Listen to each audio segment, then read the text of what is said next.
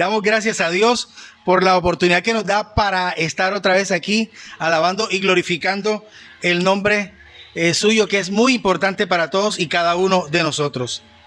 Quiero compartir en esta mañana una reflexión que le he llamado ojos vigilantes. Es un nombre un poco así como extraño porque parece como si fuera ojos de serpiente. Bueno, haciendo alusión a unas películas que hay por allí, ¿verdad?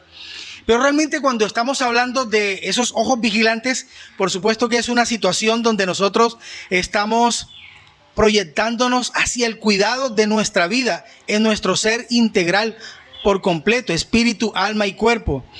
Y lo que nosotros estamos experimentando todos estos días nos lleva a reflexionar acerca de nuestra real comunión con nuestro Señor Jesucristo. La verdad que han sido días muy difíciles. No sé cómo estarán acá en San Pues. Igual nos estamos cuidando. Ustedes lo están haciendo. Están teniendo todo el protocolo. Están tratando de ser consecuentes con la realidad que estamos viviendo. Pero para nadie es un secreto que todo esto produce temor, produce miedo y nos asusta. Si yo le preguntara hoy, y levanten la mano a las personas que, gracias a Dios, no se han infectado con este virus, ¿quiénes podrían levantar la mano? La gran mayoría. Yo le diría a usted, yo no conté con esa dicha que tiene usted, porque pasé por ese momento tan difícil. Y la verdad que no se siente bien cuando uno está siendo probado y procesado en todas estas cosas, sobre todo cuando se trata de la vida, cuando se trata de nuestra salud, cuando se trata de nuestra existencia, que realmente sentimos la preocupación de que nosotros podamos dejar a nuestros seres queridos, que no podamos cumplir todas nuestras metas y nuestros objetivos, que nos quedemos en el intento, ¿verdad?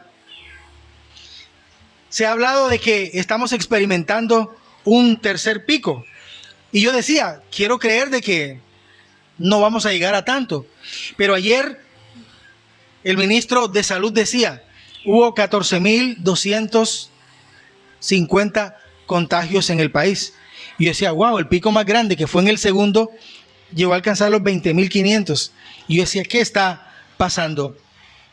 Y podemos movernos en algunos sentimientos que a nosotros realmente nos marcan. Hay sentimientos que nos mueven a nosotros a través de toda esta situación que estamos viviendo, a través de esta pandemia.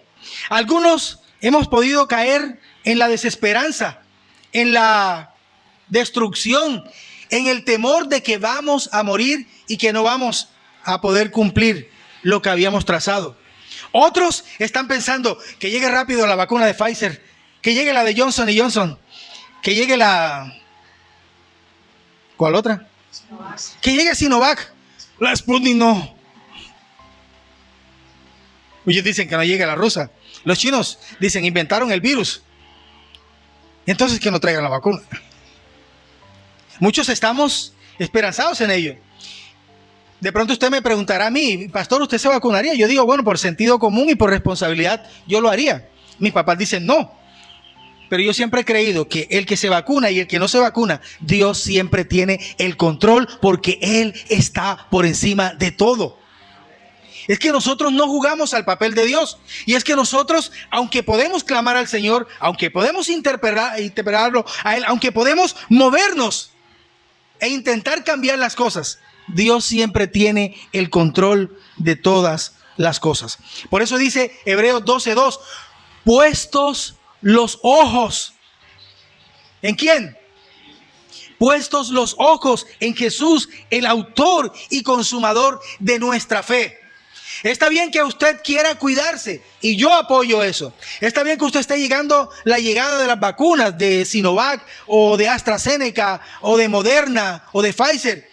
Pero nuestra confianza, dice la Biblia, es poner nuestros ojos en Jesús, el autor y el consumador de nuestra fe.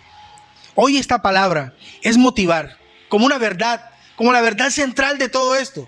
Como lo que queremos entender y conocer el día de hoy, mis amados, es que nuestros ojos se mantengan expectantes, se mantengan puestos en la esperanza que todo cristiano tiene. Y es que un día de esta situación saldremos.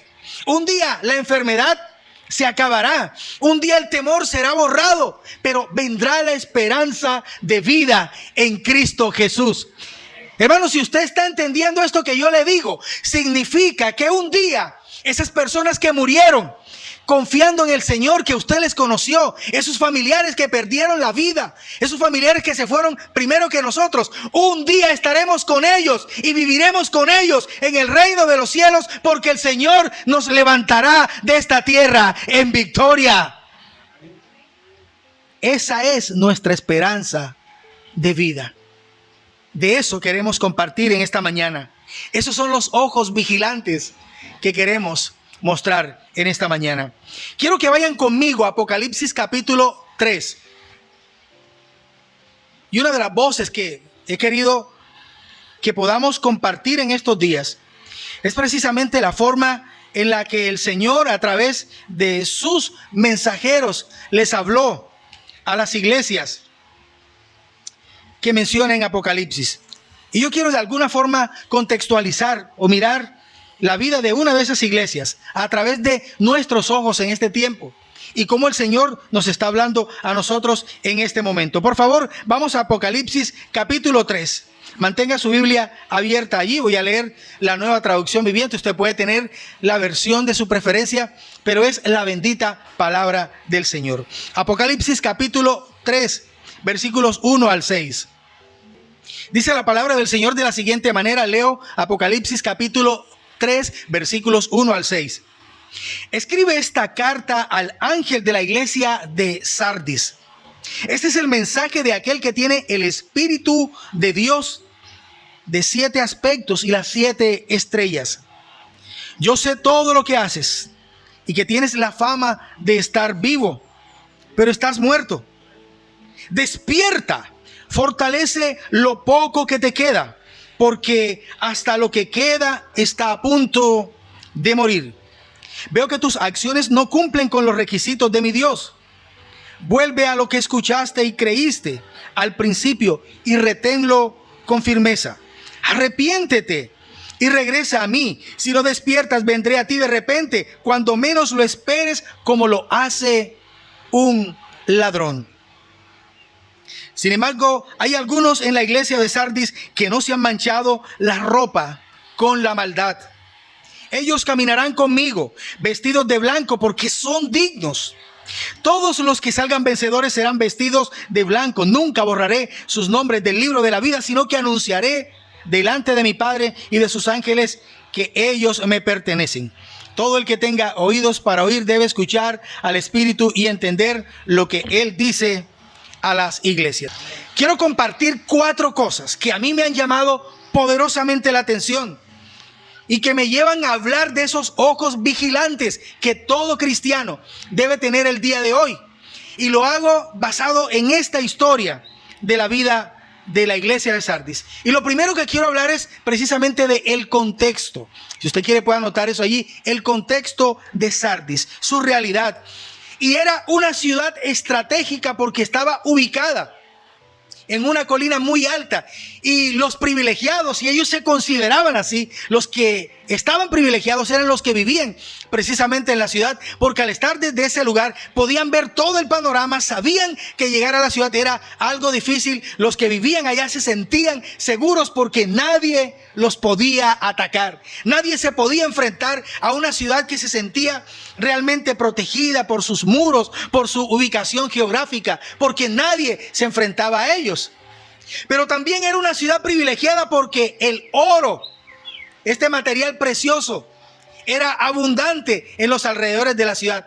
Cada persona que vivía aquí tenía cierta posesión de este material. Y obviamente los gobernantes y los que lideraban la ciudad se sentían a gusto porque era una ciudad poderosa. Y de hecho, en algún momento, el líder más representativo que ellos tuvieron, su gobernante Creso, era tan reconocido que la gente decía: Sardis era tan rica como Creso. Creso era el líder más importante que ellos en algún momento tuvieron. La gente en su mayoría adoraba a Artemisa. Artemisa era reconocida como la diosa de la fertilidad. Entonces, para ellos, para manejar su fe, su modo de vivir, ellos decían: ¿Para qué buscar otra persona si tenemos a Artemisa, la diosa de la fertilidad, la que produce que en nuestra ciudad haya abundancia, de que haya provecho? Nosotros no necesitamos nada más. Era la vida, era el estilo de la gente de Sardis. Y en medio de tanta idolatría, casi que como un pedacito de cielo colocado allí, hubo un remanente que trataba de permanecer fiel a Dios. Había un grupo de personas que decía, a pesar de todo, a pesar de que hay oro, a pesar de que hay riqueza, nosotros seguiremos confiando en el Señor. En segundo lugar, encuentro que cuando el mensajero comparte esta carta, cuando Juan escribe todo esto, hay una reprensión. Primero, les hablé del contexto de esta ciudad. En segundo lugar, hay una reprensión. Y cuando abro la Biblia, encuentro que hay una frase que el autor sagrado dice: yo sé todo lo que haces, en el versículo 1, yo sé todo lo que haces y que tienes la fama de estar vivo, pero realmente estás muerto. Y bueno, yo me ponía a pensar, ¿y cómo nos vamos a imaginar esto? Yo decía, no sé quiénes tuvieron la oportunidad de ver una película que se llama La Cabaña. ¿Alguien vio La Cabaña? ¿Ninguno vio La Cabaña? Les recomiendo que vean La Cabaña. Pero si yo le preguntara, ¿y quiénes vieron El Regreso de los Muertos Vivientes? De pronto hay alguno por ahí que la vio. Y yo decía, en la película El Regreso de los Muertos Vivientes, los muertos salían de las tumbas y la gente salía espantada y uno sabía, son muertos los que están ahí, pero los muertos estaban vivos. Entonces uno dice, algo así como que se estaba diciendo sobre la gente de Sardis. Ustedes creen que están vivos, ustedes creen que tienen todo el poder, ustedes creen que tienen la gracia de Dios, pero realmente son una iglesia que está muerta, porque sus acciones y sus obras no hablan de lo que realmente ustedes predican. Y hay una reprensión, hay una palabra que viene sobre ellos. Y la historia cuenta de que posiblemente los cristianos eran personas nominales, asistían a la iglesia, pero no tenían ese compromiso profundo por la presencia de Dios. Dice la historia que muchos estaban interesados en los matrimonios que se daban. La gente se casaba, la gente quería ir al banquete, la gente quería comer y eso les gustaba a ellos. Dice que la gente estaba más pendiente, la misma gente de la iglesia, cuando alguien se moría, para asistir al funeral, porque en el funeral se encontraba con los amigos, porque ahí podían compartir. A otros les gustaba más ir a la iglesia porque después de ese contexto se encontraban los amigos para compartir y parece que era muy importante la reunión social. Mis amados, una de las cosas que he podido notar en este retorno a la normalidad, o si se le puede llamar una nueva normalidad, ha sido la iglesia que estamos descubriendo el día de hoy. Y es notar mucha parte de la iglesia con dificultades para regresar a la iglesia. No porque es que tengo temor de que me vaya a contagiar. Si usted me pregunta eso, ¿cómo me sentía yo antes del 7 de julio que fui a la clínica? Yo digo, tengo miedo. Sentía temor.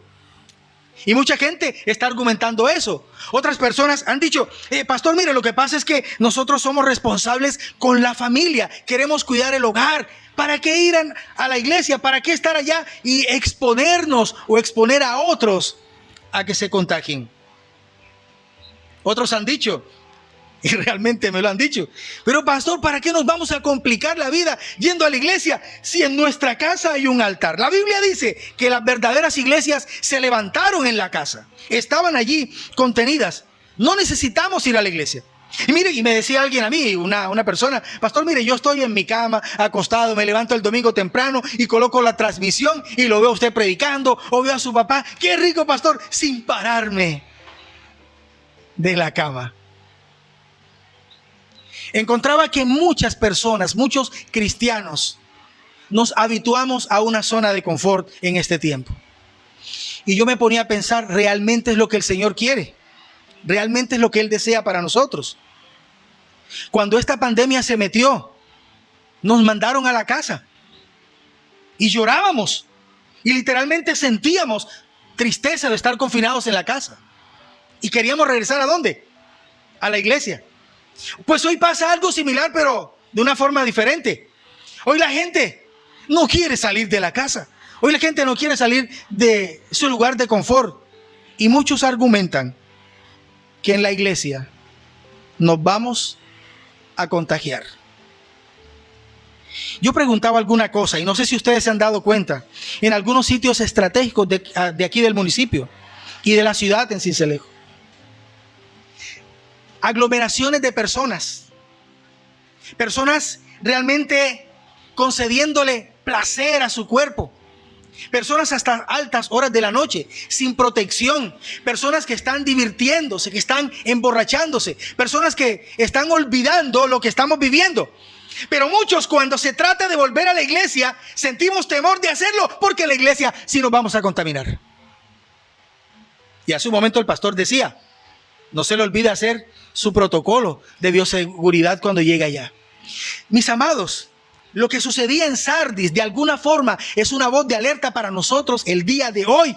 No podemos dormirnos, no podemos quedarnos quietos. Nuestros ojos tienen que estar vigilantes y puestos en Jesús, quien tiene el control de todas las cosas. Insisto, el Señor tiene el control de todo. Si usted me pregunta, pastor, ¿usted desde cuándo cree que el Señor tiene el control de mi vida? Yo me convertí el 23 de agosto del año 89. Yo le diría, mucho antes de esa fecha, porque cuando el Señor puso ese óvulo allí en el vientre de su mamá, que se pudo unir, desde ese momento ya el Señor te tenía en sus planes y Él sabía que te tendría en este tiempo para que honraras y bendijeras su nombre. La vez que tuviste la oportunidad de morir en un accidente, la vez que pudiste hacerle daño a otra persona, la vez que estuviste a punto de fraccionar tu hogar o tu vida, la vez que estuviste a punto de hacer algo que le iba a hacer daño a otra persona, el Señor ya tenía el cuidado de ti. Él ya guardaba su vida y la mía. Y por eso puedo decirle el día de hoy que el Señor tiene todo bajo control. Sus ojos están puestos sobre nuestras vidas. Él tiene el cuidado de nosotros. Aún de los hermanos moribundos de la iglesia de Sardis. Aún de los que habían guardado el remanente. ¿Qué iglesia estamos encontrando hoy, iglesia? ¿Qué hermanos estamos siendo realmente el día de hoy? ¿Estamos preocupados por la vacuna? ¿Estamos preocupados por no contagiarnos? ¿Estamos preocupados por no perder el trabajo? ¿Estamos preocupados por los estudios de los hijos? Todo eso afecta, realmente afecta. Pero el Señor dice, busquen primeramente el reino de Dios. Busquen primeramente mi presencia y todo lo que hoy nos hace falta, el Señor lo suplirá conforme a sus riquezas en gloria. ¿Sabe por qué, mi hermano? Porque aunque usted tenga susto y yo tenga miedo, porque aunque hayamos pasado momentos difíciles, porque aunque los hermanos de Sardis también vivieron momentos difíciles, el Señor dice en su palabra, yo no he visto justo desamparado ni su simiente que mendigue pan, porque los que estamos seguros en Cristo Jesús estamos protegidos y Él siempre nos dará lo que necesitamos. Y estoy seguro que aquí hay más de un victorioso en Cristo Jesús. Estoy convencido que aquí hay personas que han pasado por encima de su temor y de su miedo. Estoy seguro que aquí hay personas que, así como el remanente de Sardis, han mantenido su corazón sin mancharlo, sus ropas sin ser manchadas con el mundo, agradándole al Señor. En tercer lugar, arrepentimiento. Este pasaje nos habla de arrepentimiento y repaso un poquito lo anterior. Primero les hablé del contexto de Sardis, cómo era la ciudad. En segundo lugar, encuentro que hay una reprensión para ellos. Hay una necesidad de corregirlos y de motivarlos a que busquen del Señor. En tercer lugar, el mensajero los impulsa a un arrepentimiento. El versículo 2 empieza, según la Nueva Traducción Viviente, con una declaración que dice, despierta. Es decir, levántate de algo que nos mantiene dormidos. En otras palabras, ellos se habían habituado a una zona de confort o de comodidad, que aunque no era buena, ellos sentían que era lo que les tocaba, que aunque no les producía un bienestar, creían que era el estilo de vida que ellos necesitaban. Y dice, fortalece lo poco que te queda. Dale vigor a esa llama que todavía se mantiene allí y que no se ha apagado, porque hasta lo que queda está a punto de morir. El arrepentimiento para los hermanos de Sardis, en las palabras del mensajero, es: manténganse vigilantes, manténganse despiertos. Y yo encuentro algo o dos situaciones en Sardis que me llaman la atención, porque en el año 549 antes de Cristo, la ciudad que tenía opulencia, que tenía riqueza, que tenía mucho dinero a causa del oro, es invadida por el rey Darío el Grande, y se llevó todo lo que tenían y la gente quedó en ruina. Y otra vez tuvieron que empezar de cero a trabajar y a moverse, porque la confianza que ellos tenían en su riqueza, en su poder, ahora se las habían quitado. Pero la ciudad vuelve otra vez a acomodarse. Otra vez la riqueza empieza a envolverse. El culto a la diosa Artemisa los hace volverse más al paganismo y a la idolatría. Y resulta que en el año 218, uno de los Antíocos, bueno, no recuerdo exactamente si fue el primero, el segundo, el tercero, el cuarto, no sé cuál de ellos fue, pero dice la historia que Antíoco en el año 218 antes de Cristo dice: vamos a invadirlos, están seguros, están confiados. Habían dejado de vigilar y volvieron a meterse y se llevaron todo lo que tenía. Y una de las cosas que he descubierto, mis amados, a lo largo de todos estos años en nuestro camino de fe es lo siguiente: cuando más confiados estamos en nuestra propia fe, cuando más seguros estamos nosotros en que todo está bien, es cuando el enemigo prepara el terreno para querer hacernos daño. La Biblia no se equivoca cuando dice: el que quiera estar firme, mire que no caiga. Podemos caer cualquiera de nosotros, podemos fracasar en el intento. No vaya a pensar usted que a mí me alegra que hayan muerto muchos pastores. La presidenta de los pastores de Sincelejo está en la UCI, entubada, sedada y con un alto riesgo de compromiso de su propia vida. Médicos que incluso me trataron a mí, que uno los veía saludables. He visto sepelio de ellos. El director del Conservatorio de Música murió también a causa de esta enfermedad. Esto no me alegra. Pero ¿sabe qué descubrí, mis amados? En muchas partes del mundo, en diferentes lugares, escuchar a pastores y líderes decir: no le tengan miedo a la pandemia. Y pues la verdad es esa, no tengamos miedo. Pero lo otro era: no se protejan. No tienen que ponerse tapabocas, no tienen que limpiarse las manos. Y aún estaban en su lecho de muerte. Y decían: no necesitamos un médico porque el Señor va a venir y nos va a sanar. Hay verdades que están detrás de todo esto. Y no sé si me hago entender. Tienen los principios allí. Pero yo no creo que el Señor estuviera de acuerdo con la irresponsabilidad desde el púlpito, desde diferentes escenarios, para lanzar estas declaraciones y que mucha gente haya muerto de manera irresponsable. ¿Me hago entender, iglesia? Somos hijos de Dios. El Señor nos guarda, el Señor nos protege, el enemigo no nos toca, pero nosotros no podemos abrirle puertas en nuestra vida, en nuestras declaraciones, en nuestro hogar, para que el diablo haga con nosotros lo que a él le plazca. Fue lo que hizo David cuando se fue a lo más alto de su trono. Estaba muy confiado en su fuerza bruta, estaba muy confiado en su poder, en su trono, en su gente, pero el resultado fue un fracaso.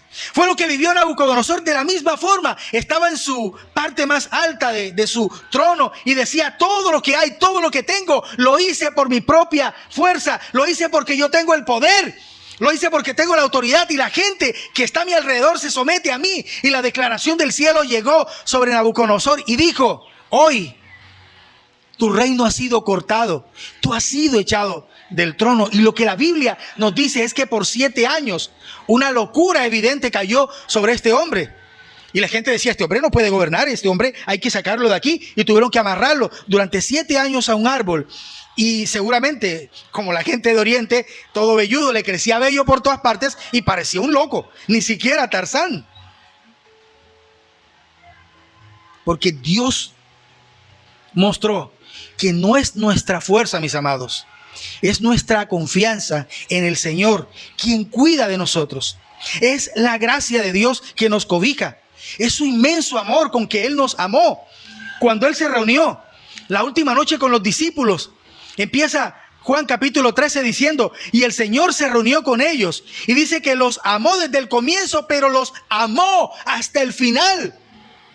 Lo cual indica de que aunque el Señor sabía las decisiones que ellos iban a tomar, lo que iba a hacer Judas, la negación que iba a tener Pedro, la actitud de incredulidad que aparentemente tenía Tomás, el Señor los amó hasta el final. Y yo puedo decir con toda seguridad en el día de hoy que el Señor nos amó desde antes de la fundación del mundo. El Señor nos amó en la cruz y nos guardó. El Señor guardó a la iglesia de Sardis. Él los amaba a pesar de sus errores. Y puedo decirles con seguridad, hoy el mismo Jesús que amó desde un comienzo a la humanidad es el mismo que habita en restauración y vida. Es el mismo Señor de San Pues.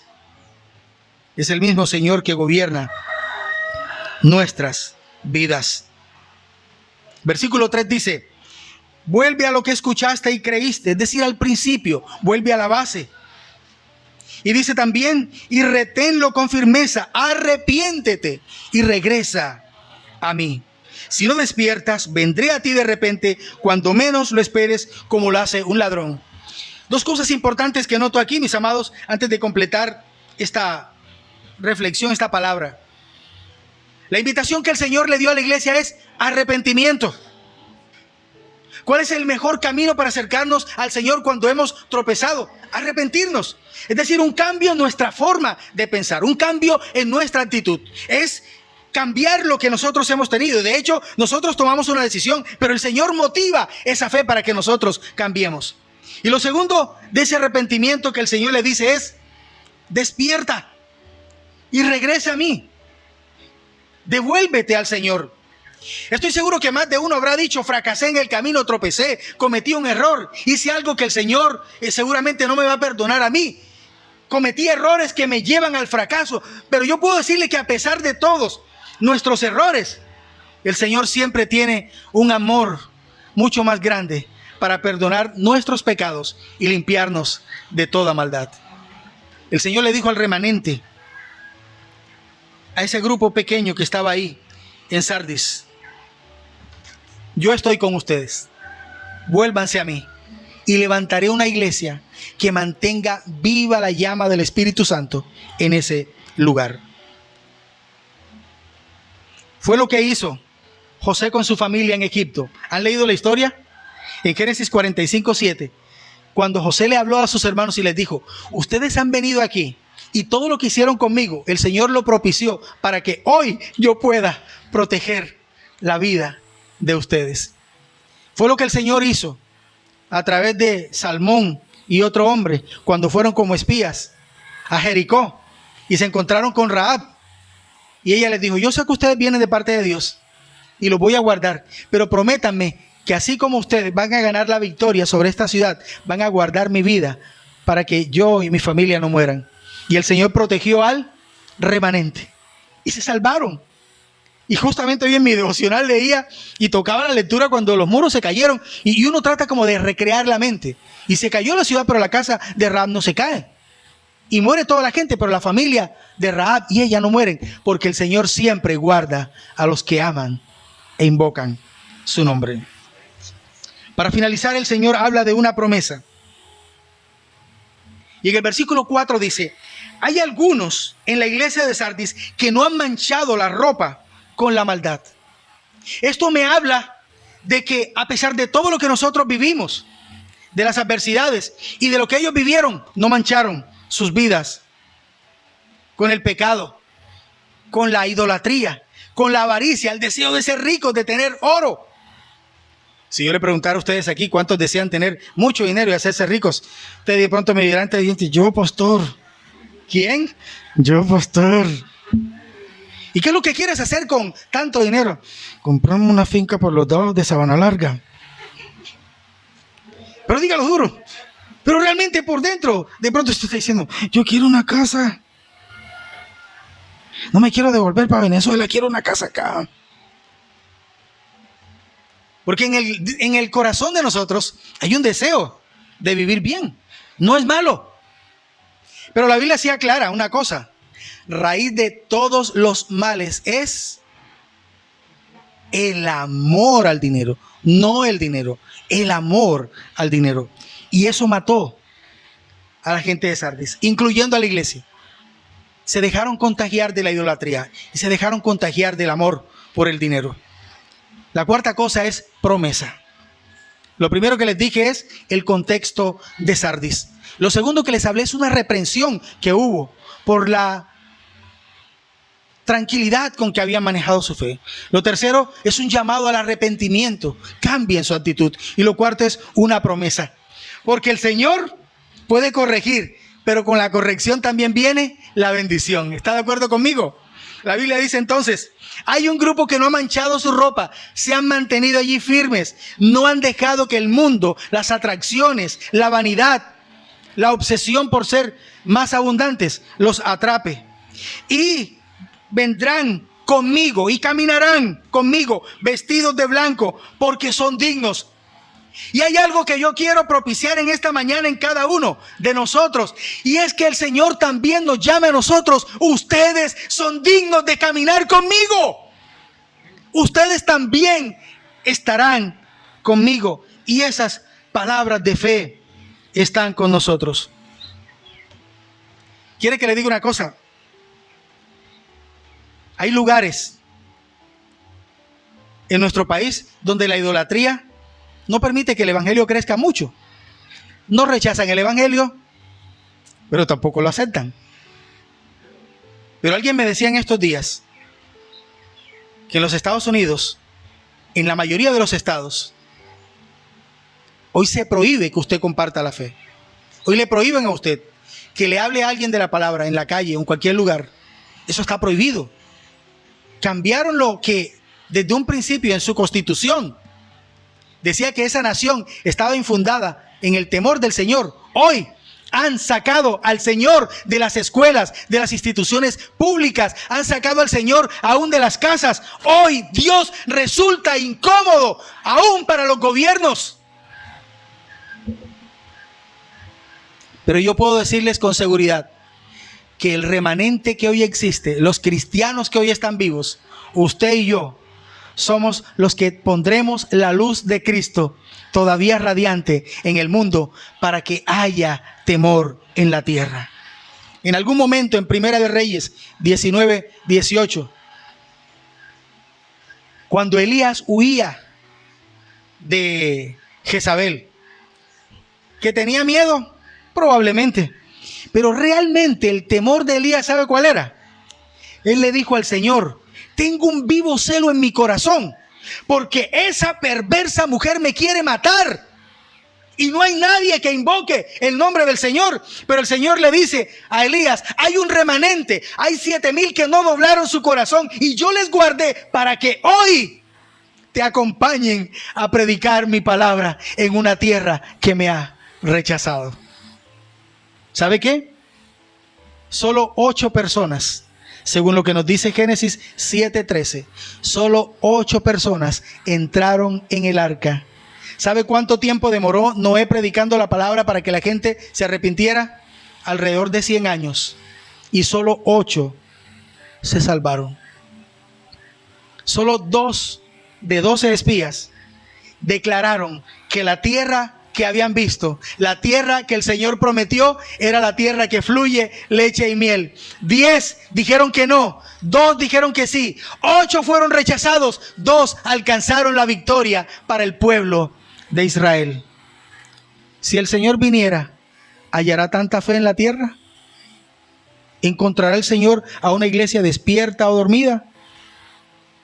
Recuerden, mis amados, que la comunión con el mundo, no nuestro diario vivir dentro de un mundo, pero la comunión con el mundo, el trato íntimo con las cosas de esta vida, pueden manchar nuestras vestiduras. Apocalipsis 1:7 dice que las vestiduras blancas representan la pureza y la santidad, para que nuestros nombres estén escritos en el libro de la vida y para que nunca nosotros dejemos de reconocer que la sangre del Cordero es la que nos ha hecho limpios a nosotros. Mis amados, hoy es un día de victoria. No es un día para el temor. No es un día para la angustia. Yo les puedo decir, mi hermano también lo puede decir, porque pasamos por ese tiempo de angustia y de dolor. No se siente bonito tocar la muerte, arañarla. No se siente bonito sentir que uno se está ahogando y que no puede respirar. Pero si hay algo que aprendí en mi momento de enfermedad, es a depender más del Señor. Es aprender a orar más. Es aprender a estar en el secreto con Él. Yo me levantaba todos los días a las 5:30 y tenía mi devocional.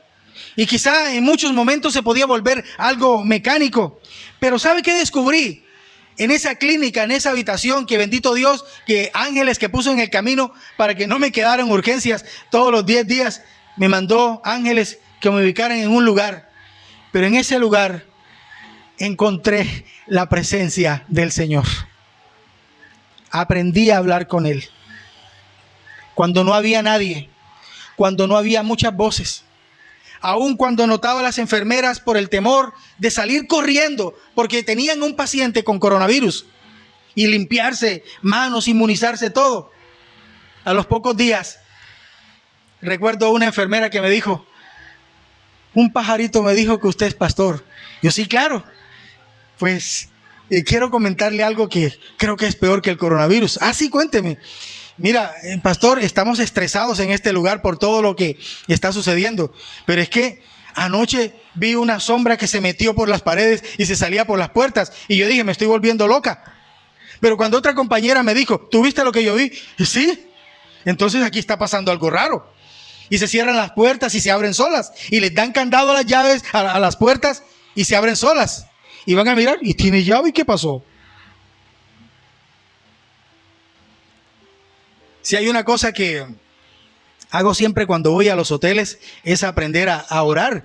Los viejos, y sobre todo mi mamá, siempre me anda diciendo: ora y reprende, mucho cuidado, porque tú no sabes quién se acostó en esa cama y quién andaba metido allí. Y yo siempre acá en la mente: Dios mío, ya está exagerando con su cosa. Pero resulta que hace 4 años atrás, que tuve la oportunidad de ir a México, llegué a una ciudad que se llama Cabo San Lucas y me hospedaron en casa de unos pastores. Y les digo la verdad, cuando yo llegué a esa casa, dije: aquí se siente que hay un lugar de paz. Se siente un lugar agradable. La primera noche, una cama grandísima, era una casa colonial. Las calles en ese barrio son todas de polvorín. Es un barrio muy bonito, pero las calles son de polvorín. El asunto es que allá como muy poco llueve, entonces la gente no se preocupa tanto de que cuando salga va a encontrar una cantidad de lodo o de barro ahí, ¿verdad? Y esa primera noche me dormí, oré al Señor y dije: Señor, bendice esta habitación. Pero yo decía en el fondo: esta habitación no tiene mucho que orar. Esta es la habitación de la casa de unos pastores. Y usted me dirá: bueno, este hombre está loco lo que está diciendo. Pero sabe que tuve como una pesadilla y soñaba literalmente que me jalaban de la cama. Y veía a una mujer ahí en el sueño y me decía: ven, bájate. Y no voy a pensar que era una mujer hermosa, que tenía todas sus curvas y uno se iba a dejar mover por aquello. Era una mujer fea, horrible, anciana. Y sentía literalmente que me jalaba para debajo de la cama. Yo encendí las luces, me desperté, no me caí de la cama, pensé que me iba a caer y empecé a revisar debajo de la cama. ¿Qué hay aquí en este lugar? No soy de esas cosas, ¿sabe? Pero sentía que había algo ahí en esa habitación.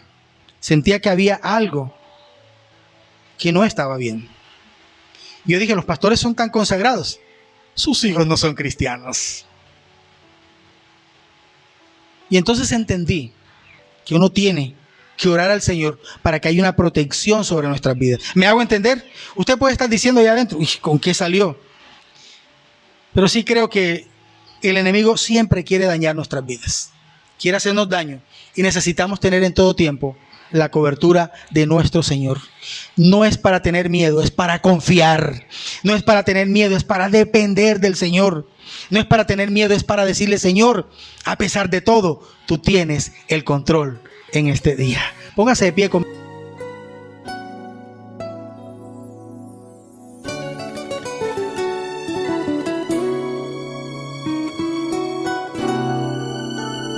Oh pecador, si tú pudieras comprender cuando te llama la voz del Salvador, y si pudieras humillar tu corazón para después sentir el gozo de su amor.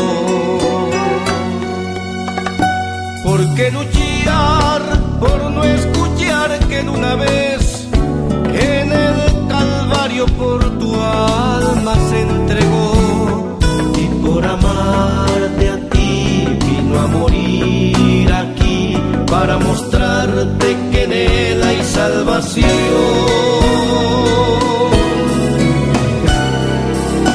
Oh, si comprendieras lo inmenso de su amor,